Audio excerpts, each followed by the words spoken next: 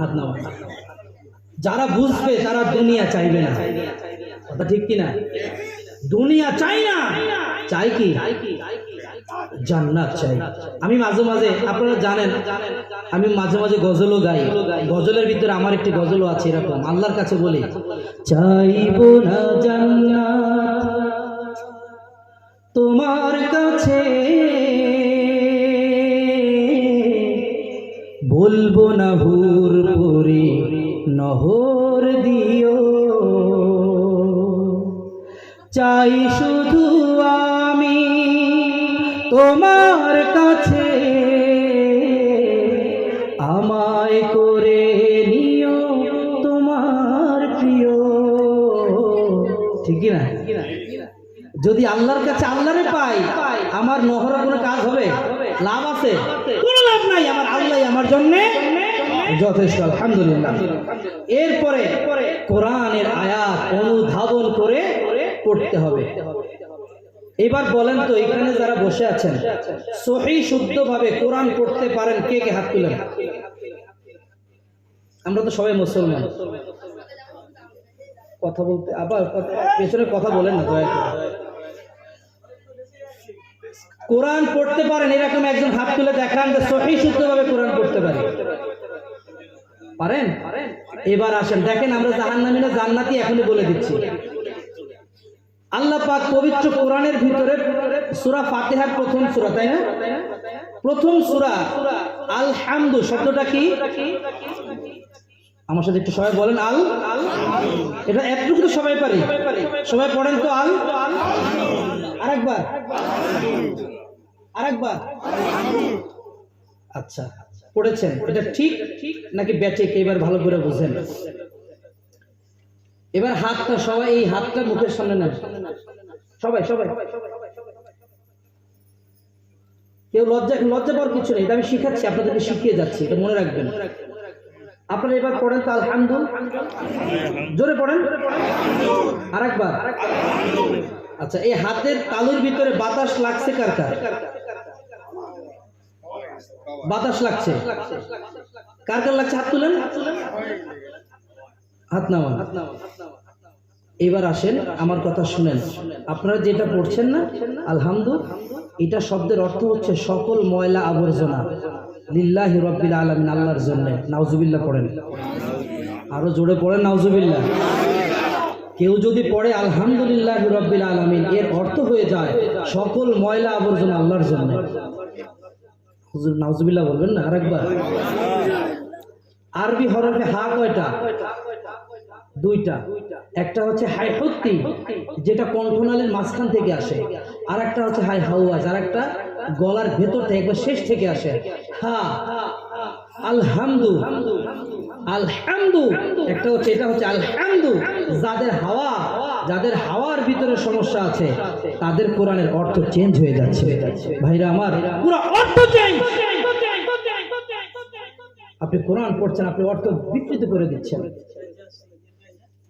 আপনাদের পায়ে ধরে বলে যাই, হন আমার ছোট, হন আমার বড়, আমি আপনাদের পায়ে ধরে বলে যাই, আল্লাহর ওয়াস্তে কোরআনটাকে সহি শুদ্ধভাবে মসজিদের ইমামের কাছ থেকে শিখে নেবেন। যদি আপনারা কোরআনটা না শিখেন, কিয়ামতের ময়দানে আটকা পড়ে যাবেন। ভাইরা আমার, এত কষ্ট করে আমি দূর থেকে এসেছি, মুসাফির মানুষ, আমি চাইবো না আমার একটা ভাই জাহান্নামের দিকে চলে যাক। আমি চাই আমরা একসাথে সবাই জান্নাতে যেতে ইনশাআল্লাহ।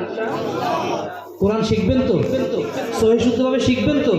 প্রত্যেক দিন আধা ঘন্টা হোক, 10 মিনিট হোক, 20 মিনিট হোক, ইমামের পেছনে গিয়ে দাঁড়াবেন, হুজুরকে বলবেন, হুজুর আমাকে এই একটা আয়াত আমাকে শিখিয়ে দেন, আরেকদিন আরেকটা আয়াত শিখেন। এইভাবে আস্তে আস্তে শিখবেন। কে কে রাজি আছেন? একটু হাত তুলেন তো ভাই। আল্লাহকে খুশি করার জন্য, আল্লাহর কোরআন শেখার জন্য। আল্লাহ পাক কবুল করুক। হাত নামান। আপনার সময় নাই এটা বলবেন না, আল্লাহর জন্য সময়কে আপনাকে বের করতে হবে। এই দুনিয়াটা কার? তাহলে সে আল্লাহর ইবাদত করা দরকার আছে না নাই? রাজি আছেন তো ইনশাআল্লাহ? আমাদের কোরআনের মর্যাদা বেড়ে যায় হচ্ছে যখন রমজান আসে, তখন কোরআন শরীফ বের করে নতুন জামা দিয়ে তারপর কোরআন শরীফ মুছে, আর রমজান শেষ, কোরআন শরীফ একবারে টিনের উপরে। আল্লাহ পাক আমাদের হেফাজত করুন, সকলে বলেন আমিন। 11 নম্বর, স্ত্রী ও সন্তান যেন আল্লাহর অনুগত হয়। যদি এই 11টি কাজ আপনি আমি করতে পারি, তাহলে আমরা খাঁটি বান্দা হিসাবে আল্লাহর কাছে উঠতে পারবো ইনশাআল্লাহ। আর একটু জোরে বলেন ইনশাআল্লাহ। সন্তানের প্রতি দায়িত্ব দিয়ে রোজ কিয়ামতে আপনি সন্তানের কাছ থেকে একটা নেকি পাবেন, ওই আশা করে কোনো লাভ নাই। সন্তান আপনাকে নেকি দিবে না। দিবে? আপনার স্ত্রী আপনাকে নেকি দিবে? আপনার মেয়ে আপনাকে নেকি দিবে? আপনার পাড়া প্রতিবেশী কেউ দিবে না। লা তাকনাতু মির রাহমাতিল্লাহ।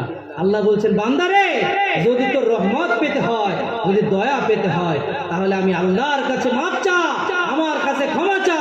তুবু ইলাল্লাহি তাওবাতান নাসুহা। যদি তওবা নাসুহা করে আমি আল্লাহর কাছে মাপ চেতে পারিস, আমি আল্লাহ তোকে মাফ করে দিয়ে আমি তোকে জান্নাত দিয়ে দেব। আজকে বুঝতে পারলাম তো আমরা সবাই গুনাহগার। এবার আসেন একটা শেষ কথা দিয়ে বিদায় নিয়ে চলে যাচ্ছি। ভাইরা আমার, নিরাশ হওয়ার কোনো সুযোগ নাই। আপনার একটা গুনাহ থাকা অবস্থায় আপনি কিয়ামতে উঠেছেন, আপনার আমল আর আমল, আমল আর আমল, আমলে ভরপুর, শুধুমাত্র একটি নেকির কারণে আপনি জান্নাতে ঢুকতে পারছেন না। একটি নেকির জন্য আপনি যদি ওই নেকির কারণে কিয়ামতে আটকে যান, আল্লাহ পাক আপনাকে পার করে দেওয়ার জন্য সুযোগ ব্যবস্থা করে রাখবেন। সুবহানাল্লাহ বাসায় গিয়ে বলেন একবার। এতক্ষণ বলতে বলতে ক্লান্ত হয়ে গেছেন তো, এই জন্য বাসায় গিয়ে সুবহানাল্লাহ বলেন। একটু জোরে বলেন সুবহানাল্লাহ। ভাই আমার, কিয়ামতের ময়দানে যে বান্দাটি একটি নেকির কারণে জান্নাতে যেতে পারবে না, সেই ব্যক্তি তার সন্তানের কাছে যায় বলবে, বাবারে, একটা নেকির কারণে জান্নাতে যেতে পারছি না, আমার একটা নেকি দাও। সন্তান বলবে, চিনি না। মা বলবে, একটা নেকি দাও। মার কাছে যাবে, মা বলবে, চিনি না। মেয়ে বলবে, চিনি না। সবাই বলবে, চিনি না। একটা নেকির কারণে সে জান্নাতে যেতে পারছে না। ওই ব্যক্তি মন খারাপ করে আস্তে আস্তে হেঁটে হেঁটে হেঁটে হেঁটে আল্লাহর কাছে যায়। যখন যাইতেছে, প্রতিমধ্যে দেখে এক ব্যক্তি বসে বসে মাথায় হাত দিয়ে কান্দে। এবার ওই ব্যক্তি জিজ্ঞাসা করে, ও ভাই, তুমি কান্দো কেন?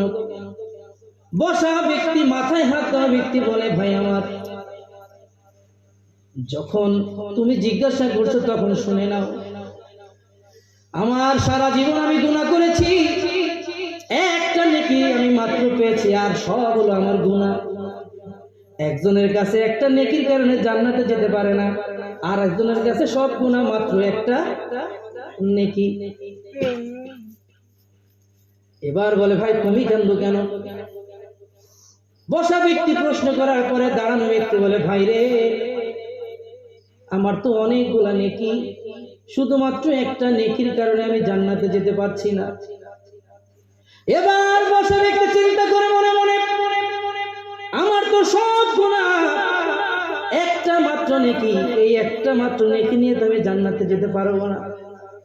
তাহলে একটা কাজ করি, আমার এই ভাইটা একটা নেকির কারণে সে জান্নাতে যেতে পারছে না, আমার নেকিটা আমি ওকে দান করে দেই। ওই মাথায় হাত দেওয়া ব্যক্তি একটা নেকি তার হাতে তুলে দিয়ে বলে, ভাইরে, একটা নেকির কারণে তুমি জান্নাতে যেতে পারছো না, নাও নাও, আমার নেকিটা নিয়ে তুমি চলে যাও জান্নাতে। লোকটা আনন্দিত হয়ে খুশি হয়ে জান্নাতের দিকে চলে যাচ্ছে। আল্লাহর কাছে যায় বলে, আল্লাহ, আপনি তো বলেছিলেন আমার কোনো নেকি নাই, নেকি আর পাবো না, কেউ আমারে নেকি দিবে না। আল্লাহ, আমি একটা নেকি পেয়েছি, আমার আর কোনো গুনাহ নাই, আমারে জান্নাতে দিয়ে দেন। এবার আল্লাহ ডাক দিয়ে বলবে, হে বান্দা, তোমাকে কে নেকি দিল? তোমার ছেলে? বলে, না আল্লাহ। তোমার মেয়ে? না। তোমার স্ত্রী? না। তোমার আত্মীয়স্বজন? না না, আমার কোনো আত্মীয়স্বজন আমার নেকি দেয় নাই। আমি যখন ফেরত আসছিলাম, এক ব্যক্তি একটা নেকি মাত্র পেয়েছে, সেই ব্যক্তি আমার প্রতি দয়া হয়েছে, আমার প্রতি মায়া হয়েছে, এই জন্য তার একটা নেকি আমাকে দিয়ে জান্নাতে যাওয়ার সুযোগ করে দিয়েছে। এবার আল্লাহ ডাক দিয়ে বললেন, যা, ওই বান্দারে ডাক দিয়ে নিয়ে আয়। কিয়ামতের ময়দানে আল্লাহ বলবেন যা এবার ডাক দিয়ে নিয়ে ওই ব্যক্তিরে। ওই ব্যক্তির কাছে গিয়ে যখন বলেন ও ভাই আল্লাহ তোমার ডেকেছে চলো যাই, এবার বসা ব্যক্তি হাউমাউ করে কান্না শুরু করে দিল, আরে আল্লাহ একটা মাত্র নেকি ছিল তাও দিয়ে দিলাম, এখন আল্লাহর সামনে কেমনে দাঁড়াবো, কোন মুখ নিয়ে আমি আল্লাহর কাছে দাঁড়াবো? তারপর আল্লাহর যে আদেশ অমান্য করার কোনো সুযোগ নাই। ভাইরা আমার, ওই ব্যক্তি দুইজনে মিলে আল্লাহর কাছে গেলেন, যাবেন, তখন আল্লাহ বলবেন এ বান্দা তুমি কি ওর একটা নেকি দিয়েছো? তখন বলবে যে হ্যাঁ আল্লাহ দিয়েছি, কেন দিয়েছো? তখন ওই ব্যক্তি বলবে আল্লাহ গো আমার তো সবই গুনাহ, আমি তো নিশ্চিত জাহান্নামের দিকে যাব, আমল নামায় দেখলাম মাত্র একটা নেকি, ওই একটা নেকি নিয়ে তো আমি জান্নাতে যাওয়ার কোনো ইচ্ছাই করি না, প্রশংসাই ইচ্ছাও করতে পারি না। আল্লাহ চিন্তা করলাম আমার এই ভাইটা যদি একটা নেকির মাধ্যমে জান্নাতে যেতে পারে সেটা চলে যাক, এই জন্য আমি তারে আমার পকেট থেকে নেকি তাকে দান করে দিয়েছি। জোরে বলা যাবে না সুবহানাল্লাহ? এবার আল্লাহ তার প্রতি রাগান্বিত হয়ে গেলেন, তুমি বেশি দানশীল হয়ে গিয়েছো, তোমার অনেক দয়া, তোমার অনেক মায়া, তুমি এইটা আমাকে বোঝাতে চেয়েছো? ও বান্দা আমি তোকে যেমন বানাইছি ওকেও আমি আল্লাহ বানাইছি, ওর প্রতি আমার যেমন ভালোবাসা ওর জন্য আমার তেমন ভালোবাসা রে বান্দা, তুই কখনো কখনো রহমান হতে পারবি না, তুই কখনো রহমান হতে পারবি না, তুই কখনো দয়ালু হতে পারবি না। আমি আল্লাহ আমি তোরে বানাইছি, অনেক দয়া করে বানিয়েছি, অনেক মায়া করে বানিয়েছি বান্দারে, তোর মুখমণ্ডল আমি আমি আমি আল্লাহ হাত দিয়ে তোর মুখমণ্ডল আমি আল্লাহ বানাইছি, কোন ফেরেশতারে ধরতে দেই নাই, আমার কুদরতি হাত দিয়ে আমি আল্লাহ তোর মুখটারে বানাইছি। বান্দারে যখন তুই একটাবার আল্লাহ বলে ডাক দিস রে বান্দা, আমার মন বড় হয়ে যায়। বান্দারে তুই একবার আমারে আল্লাহ বলে ডাক দিলে আমি আল্লাহ তোর বান্দা বলে 10 বার ডাক দে। ওরে বান্দা একটা নেকি দিয়ে বুঝি তুই আমার এই বান্দারে পার করে দিতে চাস রে বান্দা, তোর এই দানটাকে আমি আল্লাহ কবুল করে নিয়েছি। তোর তামাম জীবনের যত গুনাহ আছে রে বান্দা, আজকে কিয়ামতের ময়দানে তুই যে দানের উসিলাটা দেখায় দিলি, আমি আল্লাহ তোর সব গুনারে নেকি বানাইয়া ওই বান্দার সাথে জান্নাত দিয়ে দিলাম। ও ভাই কেমন আল্লাহ পাইলাম আমরা। রোজ কিয়ামতের ময়দানে আল্লাহ পাক আমাদেরকে মাফ করে, সকলকে মাফ করে একসাথে জান্নাতে যাওয়ার তৌফিক দান করুন। আরো জবান খুলে বলেন আমিন। তাজদার মদিনা, দুলহাই মদিনা, পাক নাম, মুবারক নাম, মুতাবারক নাম জনাবে মুহাম্মদুর রাসূলুল্লাহ সাল্লাল্লাহু আলাইহি সাল্লামের দৌড়াদৌড়ি করবেন রোজ কিয়ামতের ময়দানে। খুঁজে খুঁজে খুঁজে খুঁজে দেখবেন আমার কোন জায়গায় উম্মত আছে। আল্লাহ নবী জান্নাতে ঢুকছেন না, গেটে বসে আছে। আল্লাহ জিজ্ঞাসা করেন বন্ধু আপনি যান না কেন? আল্লাহ নবী বলছে আল্লাহ আমার মনে হচ্ছে আমার উম্মতের এখন আমার সাথে জান্নাতে যাচ্ছে না, অনেক উম্মত আছে, আমার অনেক উম্মত জাহান্নামের আগুনে পড়ছে। আল্লাহ আল্লাহ জিবরাইলকে ডাক দিয়ে বলেন ও জিবরাইল দেখতো আমার জাহান্নামের ভিতরে আমার আমার রাসূলের উম্মত আছে নাকি। জিবরাইল আলাইহিস সালাম খুঁজে খুঁজে খুঁজে খুঁজে খুঁজে খুঁজে আল্লাহ রসুলের যেই ব্যক্তি আল্লাহ রসুলের একটা সুন্নাতকে জীবিত রেখেছে, আল্লাহ পাক তার নির্দেশে জিবরাইল আলাইহিস সালাম জাহান্নামের আগুন থেকে উঠাইয়া আল্লাহ রসুলের সাথে থেকে জান্নাত দিয়ে। আমরা সেই নবীর উম্মত। আল্লাহ পাক আমাদের সকলকে কবুল করুক। সবচেয়ে বড় বিষয় জিহাদের ডাক যদি চলে আসে ভাইরা, কখনো ঘরে বসে থাকার কোনো সুযোগ না, আজকে ফিলিস্তিনের দিকে তাকিয়ে দেখেন, আজকে ফিলিস্তিনের দিকে তাকিয়ে দেখেন, মুসলমানের ভাইরা, মুসলমানের মারা, মুসলমান ছোট ছোট নিষ্পাপ মাসুম বাচ্চারা শহীদ হয়ে যাচ্ছে। মৃত্যুর পরে তাদের চেহারা কত সুন্দর হাসি দিয়ে আছে। আল্লাহু আকবার, আল্লাহু আকবার। আমাদের দোয়া করা ছাড়া কোনো সুযোগ নাই। প্রত্যেকটা নামাজের ওয়াক্তে, প্রত্যেকটা নামাজের ওয়াক্তে, প্রত্যেকটা নামাজের ওয়াক্তে আমরা তাদের জন্য দোয়া করব ইনশাআল্লাহ। যদি কখনো প্রয়োজন হয়, যদি তাম বিশ্বের মুসলমানদেরকে এক হতে হয়, রাজি আছেন তো ইনশাআল্লাহ? জীবনের রক্ত দিতে রাজি আছেন তো ইনশাআল্লাহ? আল্লাহ পাক কবুল করুন। সকলে বলেন আমিন। আরো জোরে বলেন আমিন, আরো জোরে বলেন আমিন। সম্মানিত উপস্থিতি, আমার মুরব্বী অনেকক্ষণ ধরে একটা কোশ্চেন আমার কাছে বলছেন, ইহুদি কারা ছিল? ইহুদি ছিল আমাদের মুসা আলাইহিস সালামের উম্মত। এখন উম্মত মুসা আলাইহিস সালামের উম্মতেরা ইহুদিরা না। মুসা আলাইহিস সালামকে যারা মানে নাই তারাই হচ্ছে প্রকৃত ইহুদি। বুঝতে পারছেন? অর্থাৎ আমরা ইহুদি যারা বুঝি, বাইবেল আমাদের, ওরা বাইবেল নাম বলেছে। আসমানি কিতাব বড় চারখানা, কয়টা? চারটা না? তাওরাত, জাবুর, ইনজিল, কোরআন। এই চারটির ভিতরে চারটি সব বিষয় ইসলামের প্রতি দেখানো হয়েছে। এরপরে যা বর্তমানে বাইবেল বলা হয়, ইনজিলকে এলোমেলো করে তারা নতুন করে বাইবেল বানিয়েছে। এখন যারা খ্রিস্টান, তারা কি আমার ঈসা আলাইহিস সালামের উম্মত হতে পারে? আমার কথা বুঝেন নাই? খ্রিস্টান কারা? ঈসা আলাইহিস সালামের উম্মত, যারা আল্লাহর নবী ঈসা আলাইহিস সালামকে আল্লাহর পুত্র মনে করেছে, তারা হচ্ছে খ্রিস্টান। ঈসা আলাইহিস সালামকে আল্লাহর পুত্র। তাহলে এটা আমাদের যে জ্ঞান আছে, জ্ঞান দিতে আমরা বুঝতে পারি, ঠিক কিনা? যাই হোক, যতটুকু আলোচনা করেছি গুনাহ মাফ থেকে, গুনাহ মাফের বিষয় আল্লাহ পাক বলে দিয়েছেন, কুল ইয়া ইবাদি আল্লাযীনা আসরাফু আলা আনফুসিহিম লা তাকনাতু মির রাহমাতিল্লাহ। এতটুকু মনে রাখেন, লা তাকনাতু মির রাহমাতিল্লাহ। সবাই বলেন লা তাকনাতু মির রাহমাতিল্লাহ, মির রাহমাতিল্লাহ। এতটুকু আয়াত, এতটুকু অংশ বুকের ভিতরে সবসময় গেঁথে রাখবেন। যখনই পাপ করবেন তখনই আল্লাহর কাছে বলবেন, আল্লাহ লা তাকনাতু মির রাহমাতিল্লাহ, তুমি না রহমতের মালিক, আল্লাহ আমাদেরকে মাফ করে দাও। আমাদের সকলকে নিষ্পাপ হিসাবে কবুল করুক। সকলে বলেন আমিন। যতগুলো পেছনে গুনাহ করেছি, জেনে করেছি, ইচ্ছায় করেছি, অনিচ্ছায় করেছি, অপরাধ করেছি, যা করেছি, আল্লাহ পাক আজকে গভীর রাতে তুমি উপরে রয়েছো, আমাদের সকলকে আল্লাহ তুমি মাফ করে দাও। আরো জোরে বলেন আমিন। যারা আসে নাই, যারা মাইকের ভিতরে আলোচনা শুনেছে, ওয়াজ শুনেছে, আল্লাহ আজকের জন্য তাদেরকে মাফ করে দাও, আজকের জন্য তাদেরকে মাফ করে দাও, আজকের জন্য তাদেরকে মাফ করে দাও।